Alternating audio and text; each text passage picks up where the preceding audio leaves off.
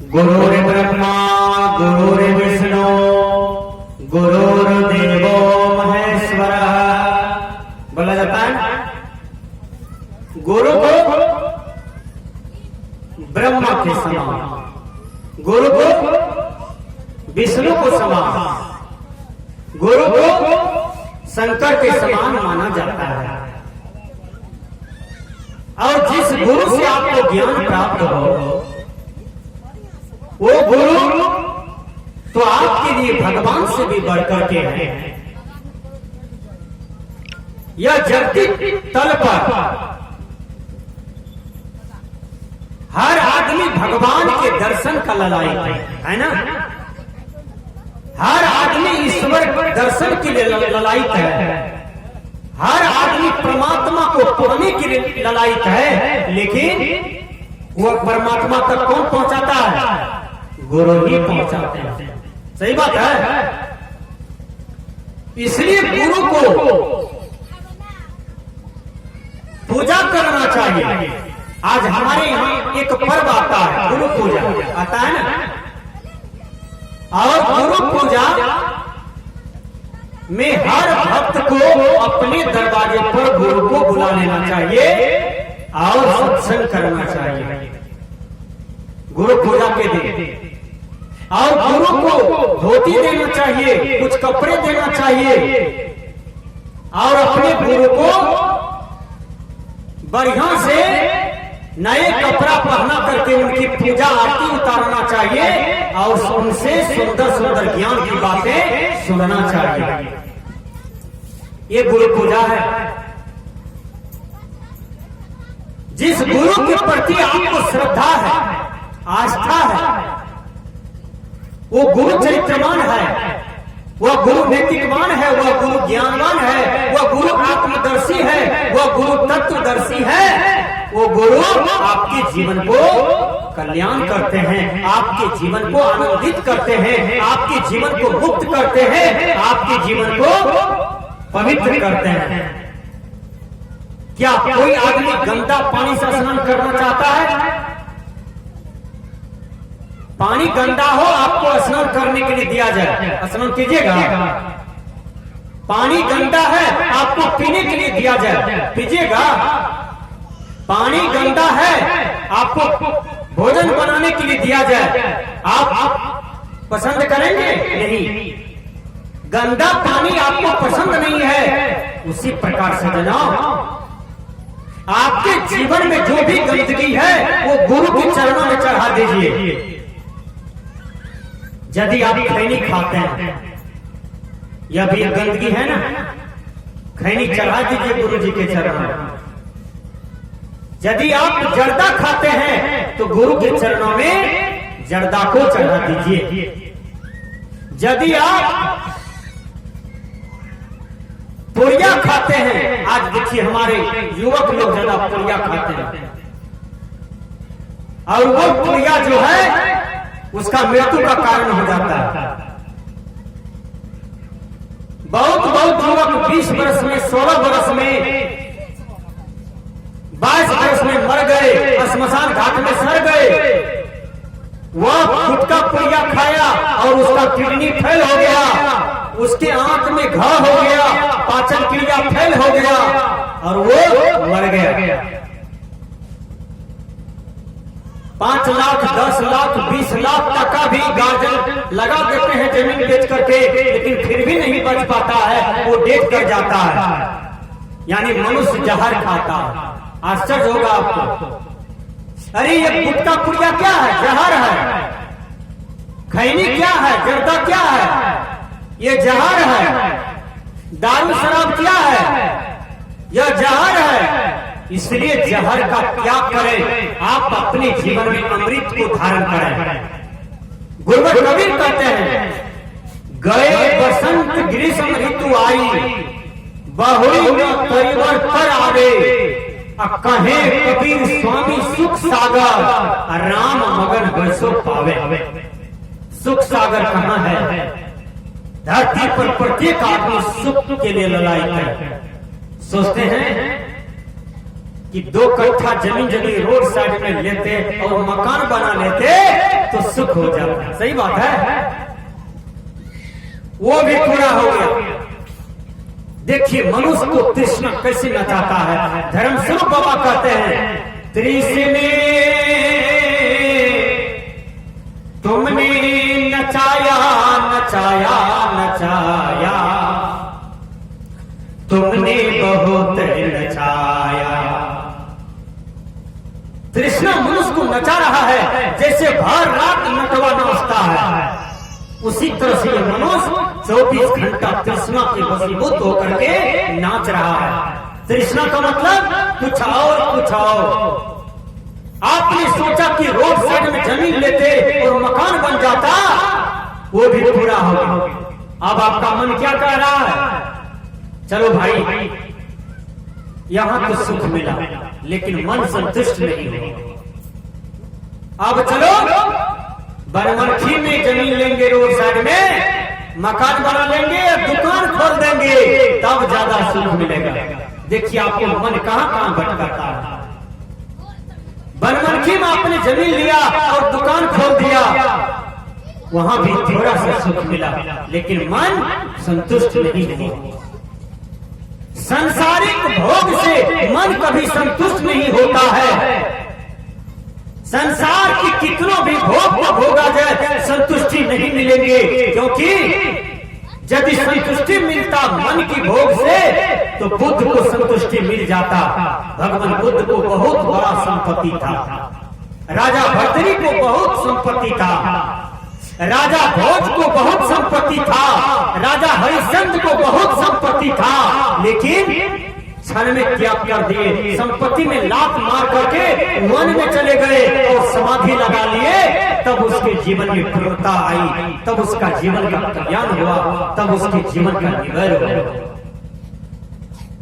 फिर मन कहता है कि बनमनखी में जमीन लिए, घर बना लिए, अब चलते हैं पूर्णिया। एक जिला है, यदि जिला में हमको जमीन हो जाता, मकान हो जाता, वहां भी दुकान हो जाता, तब तो और सुख मिलता। चलिए पूर्णिया में भी जमीन मकान दुकान हो गया आपको, फिर भी मन को संतुष्टि नहीं मिला। मन कहता है कि यदि दिल्ली में जमीन ले लेते, राजधानी में जहां राष्ट्रपति भवन है, वहीं बगल में मकान हो जाता, दुकान हो जाता है, जमीन हो जाता, तो हमको आनंद ही आनंद होता। लेकिन सच्चा आनंद आपको भगवान की भक्ति में है, सच्चा आनंद गुरु की भक्ति में है, सच्चा आनंद जो है अंतर में लौटने से है। इसलिए बाबा भी ही कहते हैं, अंतर में खोज सज्जन, अंतर में खोज, यानी भीतर में खोजो जहां परम सुख है, बाहर नहीं है। इसलिए बाहर के विषयों में सुख नहीं है। इंग्लिश के विद्वान कहते हैं, happiness is purely A subjective thing. मनुष्य को बाह्य विषय से लौट करके अंतर्मुखी हो जाना चाहिए। अंतर में लौटिए, भीतर लौटिए। भीतर में प्रकाश है, भीतर में पूंजी है, भीतर में दरिया बह रहा है, सुख का दरिया। भीतर में शांति की नदियां बह रही है, लेकिन लौटिए भीतर में। इसलिए गुरुवर कबीर कहते हैं, दुनिया में सबसे बड़ा गुरु होता है जो गुरु भोग से योग की ओर लाते हैं, आपको संतुष्टि की ओर लाते हैं। तो तृष्णा में किसी को भी आज तक सुख नहीं मिला, ये संसारिक भोग में आज तक किसी को कुछ नहीं मिला। इसलिए संसार में गुरु बड़ा होता है। गुरु ही ये जीव को मार्गदर्शक है। गुरुवर कबीर एक जगह कहते हैं, गुरु बिना कौन बताए बात, यानी गुरु के बिना रास्ते कोई नहीं बता सकते हैं। इसलिए गुरु करना चाहिए। इसमें कितने आदमी गुरु किए हैं, मेरी बात की तरफ ध्यान दीजिए आप लोग। जो गुरु किए हैं उसका जीवन तो ठीक है, एक जन्म होता है मां के पास और एक जन्म होता है गुरु के पास। राम कृष्ण से को बड़ा उन्हों को गुरु की, तीन लोग के कर्ता कहिए, गुरु के आगे अधीन। भगवान राम भी गुरु किए, कृष्ण भी गुरु किए, जिसको आज जगत के कर्ता माना जाता है, जगत के पालन कर्ता माना जाता है, जगत के संसार के गौर माना जाता है। ऐसे गुरु को, ऐसे भगवान राम, ऐसा लखनलाल गुरु किए हैं। इसलिए कहने का भाव है कि गुरु जब राम किए, कृष्ण किए, तो गुरु सबको करना चाहिए। जो गुरु नहीं करते हैं उसको निगुड़ा कहा जाता है। इसलिए निगुड़ा होकर के रहना, निगुड़ा होकर के मर जाना तो 84 लाख जोनी में जाने का लक्षण है। देखिए, ये पंडाल में भी चाय चला दिया, ये बराती जैसा कर दिया। चाय या तो पहले पिला दीजिए या तो बाद में पिला दीजिए। ये सत्संग पंडाल है, इसमें चाय न चला, क्योंकि अब चाय न पिएंगे। जो लाए हैं अब न लाइए, क्योंकि पंडाल में लोग सुनते हैं बैठ करके, फिर वो स्वाद लेने में रह जाएगा, सत्संग का शब्द छोड़ जाएगा। इसलिए कहने का भाव है कि जो गुरु करते हैं उसका जीवन पवित्र हो जाता है। जो गुरु करते हैं उसका जीवन मर्यादा का हो जाता है। उस दिन से उसका जीवन, जैसे कोई भी बच्चा जब पढ़ता है तो उसका नाम रजिस्टर में लिखाना पड़ता है, मास्टर साहब के रजिस्टर में, उस दिन से उसकी हाजिरी बनती है।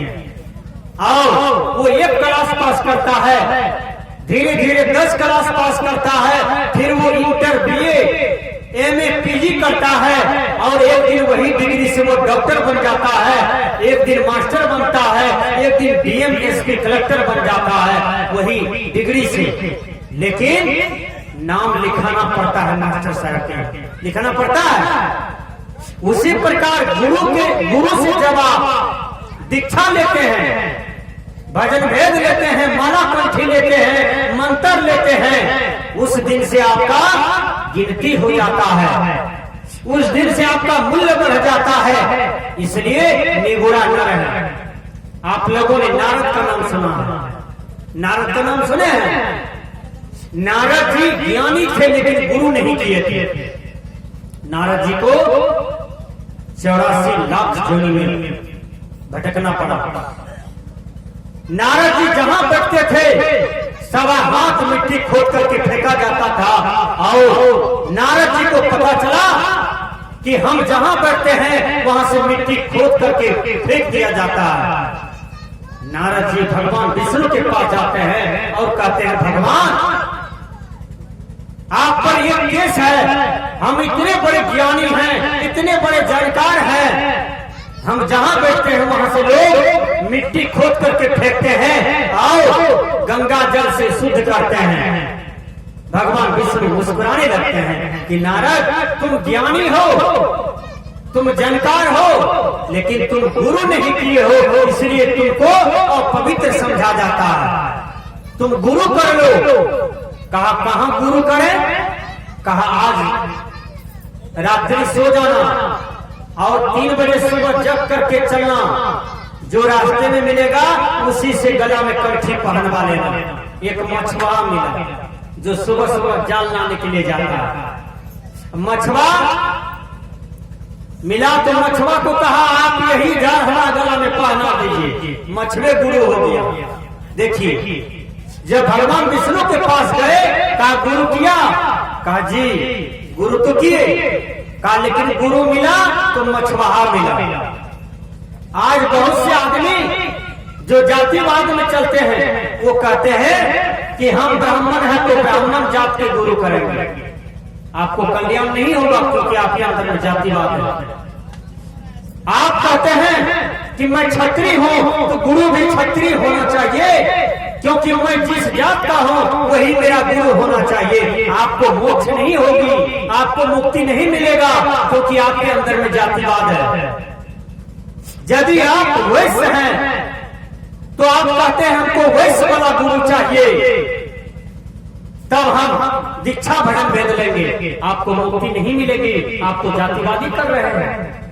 यदि कोई शूद्र है तो वो कहते हैं मुझे शूद्र वाला गुरु चाहिए, कल्याण नहीं होगा। आपके अंदर में तो जातिवाद है, जातिवाद तो ये नेता लोग करते हैं। एक बार मेरा कार्यक्रम सुपौल जिला में चल रहा था। जादव में अरगड़िया होता है और जादव में भुजगोलिया होता है। तो वार्ड सदस्य में भुजगोलिया खड़ा हो गया और जादव में अरगड़िया दो खड़ा हो गया। वार्ड सदस्य में अरगड़िया को वोट दिया, भुजगोलिया को वोट दे दिया, लेकिन एक वोट भी अरगड़िया भुजगोलिया को नहीं दिया। अब भुजगोलिया एक भी वोट अरगड़िया को नहीं दिया। बोलिए, जो जातिवाद से वोट करता है क्या उस देश का कल्याण होगा? वह समाज का कल्याण होगा? यदि नेता चुनने का हक है तो एक अच्छा ईमानदार सेवा करने वाले, जिसके अंदर में त्याग है, जो गरीब का सेवा करता है, जो गरीब के आंसू को पोंछता है, जो अमीर के दुख में भी साथी बन जाता है, ऐसे प्रतिनिधि को चुनना चाहिए, बल्कि जात वाला प्रतिनिधि को नहीं चुनना चाहिए। एक अच्छा प्रतिनिधि को चुनना चाहिए जो देश और समाज के काम में आए। मैंने कहा, गुरुवर कबीर कहते हैं, गुरु करो जान के और पानी पीजिए छान के। हर आदमी पानी को छान करके पीजिए और सुसुम पानी पीजिए, क्योंकि पानी में भी विकृति आ गई है। इसलिए हर आदमी को सुसुम पानी पीना चाहिए। थोड़ा गर्म कर दीजिए, ठंडा दीजिए और उसको पीजिए, आपको स्वास्थ्य सब दिन लाभ होगा। अन्न कम खाइए, पानी ज्यादा पीजिए, शरीर में जल्दी बीमारी नहीं आएगी। हर आदमी 5 तुलसी पत्ता प्रतिदिन खाइए, 5 तुलसी पत्ता। रामदेव बाबा कहते हैं कि जो तुलसी का पत्ता बराबर खाते हैं उसको पित्त रोग नहीं हो सकता, उसके जीवन में कभी कैंसर नहीं आ सकता। कैंसर विनाशक सजीवन बूटी यदि कुछ है तो वह है तुलसी का पत्ता। हर आदमी को खाना चाहिए। और पर्ची का दफन कोई न करे, बांस का दफन न करें, उनको बवासीर बीमारी आ सकता है। याद कर लीजिए, दतमन जिसको करना हो नीम का करें, साहुर का करें, भाट का करें। यानी जो दतमन तितगर हो, कुच्ची वाला हो, जो दांत को साफ करता है, मजबूत करता है, वैसा दतमन को करना चाहिए। आज हर आदमी पेप्सोडेंट पकड़ लिया, कोलगेट पकड़ लिया, और जमाने में दांत टूट जाता है, जमाने में बूढ़ा लगता है। हमारे पहले के लोग दतमन करते थे और उसका दांत जब वो मर जाते थे तो दांत 24 ठोसा थे जाता था उनका। क्यों? आज हम लोग विज्ञान के मशीन में कूटा पिसा खाते हैं। किसी को गैस्ट्रिक है, किसी को पेट में लोही हो गया, लेकिन पहले जमाने में लोग जांता पर अपने से कूट पीस के खाते थे। उखड़ी समाट में वो 125 बरस जीते थे, 100 बरस जीते थे, लेकिन कभी बीमारी नहीं आता था। आज मनुष्य के देह में अनेक प्रकार के रोग है, क्योंकि वो परिश्रम करना नहीं चाहते हैं, देह से पसीना चुबाना नहीं चाहते हैं। इसलिए गुरुवर कबीर कहते हैं, अच्छे गुरु करो अपने जीवन में, जो हर प्रकार की ज्ञान बतावे, हर प्रकार की नॉलेज बतावे, हर प्रकार की विवेक को दर्शावे। कबीर साहब कहते हैं, रे अवधू सो गुरु मोहि भावे, जो आवागमन मिटावे। वह गुरु अच्छा है जो आपको आना जाना का चक्कर मिटा दे, यानी जन्म मरण के चक्कर को मिटा दे। ऐसे गुरु के चरणों में जाइए, आपका जीवन का निवेद होगा, आपके जीवन का कल्याण होगा।